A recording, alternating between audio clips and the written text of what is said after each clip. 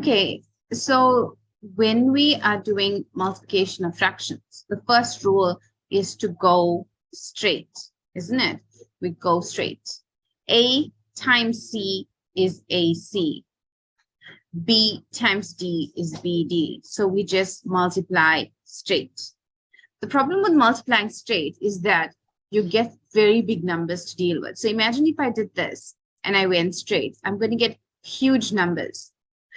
But multiplication gives us the ability to cross cancel, because multiplication just fuses these fractions together, you see. And because we can cancel, so I explained in the previous same video how to cancel and when we can cancel. So multiplication gives us the ability to cancel. So therefore we can cancel this way and we can cancel down as well. So as long as it's a numerator and a denominator, we cancel. And remember, we can only cancel factors. So when we see pluses like this, we cannot just cancel straight. So step number one here would be to factorize and then cancel.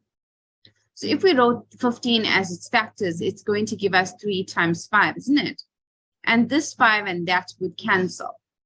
Now we've got 3 over 3 times 1 over 7, because this canceled there. 5 goes in 5 one time, 5 goes here 3 times, isn't it?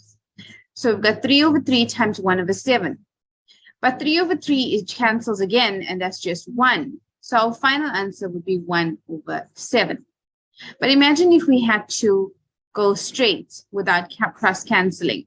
We end up with a very big number, you see? So cross-canceling is very important at the beginning so that we don't end up with massive numbers. It basically simplifies the fraction before we could make it bigger. Okay, and when, well, eventually we end up with 1 over 7 here. Okay.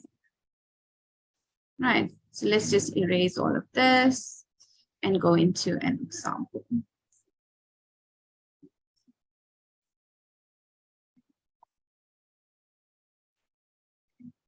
Okay, so first, let's do this easy one here. Because remember, because we are multiplying, this fraction is being multiplied to this fraction, and that's being multiplied to this fraction, we can cancel across there as well. Just like we did with the 3 and the 5, the 15 and the 5. Cancel over there. And what are we left with? We left with x plus 1 over x plus 2. And you can't simplify that any further. How easy is that? Cross-canceling makes our life so much easier. Okay. So a little bit more complicated example would be this one. So here we would have to take a common factor first in order to see what's common. We can't just cancel over the pluses like that. Be careful. We have to see what's common, put them in factor form, and then cancel. So this is going to be 8m as a common factor here. And we will be left with m plus 2, right? So we took out an 8m from here. We got m left. We took out an 8m from here. We've got 2 left. We just took out a common factor. And that's all over 16 times. And on this side, there's nothing really to simplify here. There's no more factors that we can take. So we just bring it down. Okay, at this point, we can cancel. So we can say, okay, it is 8 here and there's another 8 here. 8 times 8 will give me 16, isn't it? So 8, why did I say 8 times 8 give me 16? Sorry. Okay, and that gives me 2. That'll be more better. Okay, that's fine. And then we got a 8 and a 2 here, which we can cancel again. That gives me 4, and that there will give me 1. Okay, so let's do this one more time just for clarification, because I made some mistakes. 8 goes into 8 once. Okay. It goes into 16 twice. Now that we've got a 2 here and an 8 here, we can cancel one more time. 8 goes there. 2 goes there 4 times, 2 goes here once. Okay.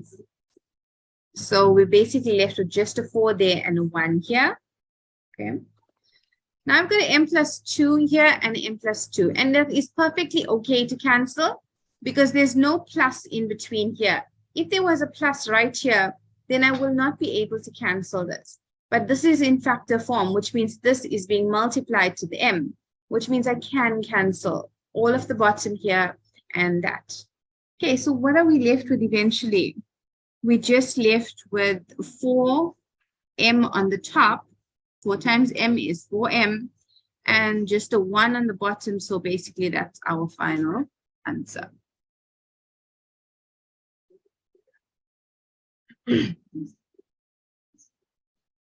Okay, so the first step is to take out a common factor. Remember, there's a minus, there's pluses here. As long as you see pluses and minus in fractions, we have to factor. Okay, so we're going to say 14. Let's factor this first. If it looks very big, again, just take an eraser or a piece of paper, cover up all of that, work with only this piece, and then we'll come back to the rest. Okay. So 14 minus 7x. Let's take out a common factor. That'll be 7. If I take out a common factor of 7 here, I'm left with 2. I take out a common factor of 7 here, I'm left with minus x. Okay, in the bottom, this is a trinomial. So we're going to factor it as a trinomial. X goes there. We'll have a 2 and a positive 1. If that's going to be a positive 2 and a negative 1, should give us what we need there. Okay, and then x plus 2, nothing to factor there, so we'll bring it down. 3x minus 6, then we find a 3 here, and we can also see another 3 in here as well. So 3 is common, x minus 2. Okay, so we can see an x minus 2 here and a 2 minus x here. We've got to change the sign and swap the order in order to cancel these. Remember, 2 minus x cannot cancel with x minus 2. We have to change the sign, swap the order, and then we can cancel. I can see an x plus 2 here and x plus 2 here, which tells me that I'm going on the right track. Okay, so let's change the sign and swap the order here first. And that's going to be positive 7 will become negative 7 into x minus 2. Okay, so we change the sign of the 7 and we swap the order. X plus 2 and x minus 1 will come down as it is. X plus 2 and 3 into x minus 2 will come down as it is. And now we can cancel because this is x minus 2 and that's x minus 2. It's exactly the same thing divided by each other that we can cancel, okay? Cross cancel there, cross cancel there. And we finally left with negative 7 over 3x minus 1. Okay, and that'll be our final answer. X squared minus 6. Okay, for this one now, we can see a trinomial here. I can see a common factor of 2 here. I can see a difference of squares here. Remember, there's 5 different ways to factorize. And you have to be 100% with each of them. Then we go on to algebraic fractions. We cannot skip sections with maths. Each section is progressive. It goes on to the next section. So if you don't know how to factorize, go back, learn it 100%, then come back here. So identifying your type of factorization is the first thing. So just by looking at this, you should know this is a trinomial, this is a common factor, this is a difference of 2 squares, and this would be just a common factor as well. Okay, so let's trinomial first. Okay, this is going to be 2 brackets, x plus 3, x minus 2 should be fine. That'll give us the middle term. We multiply, we get that. Perfect. Okay, let's common factor the bottom. Take out a 2 as a common factor. X minus 4 should be left. Okay, so we common factor the bottom there. Now we've got a difference of squares. Difference of two squares, x squared minus 16 square root the x minus the 4. X plus 4. Okay, same thing in both the brackets. One's a minus, one's a plus, isn't it? It's a difference of squares. Okay, so how would we do this one? It's just an x that's common there. So if we take out an x here, we're left with x. We take out an x here, we're left with minus 2. All right. Now what do? We cancel what we can, isn't it? So x minus 4, x minus 4, x minus 2, x minus 2. I don't really see much of a problem here. There's nothing more that we can cancel. So we just bring down the rest. X plus 3 times x plus 4 all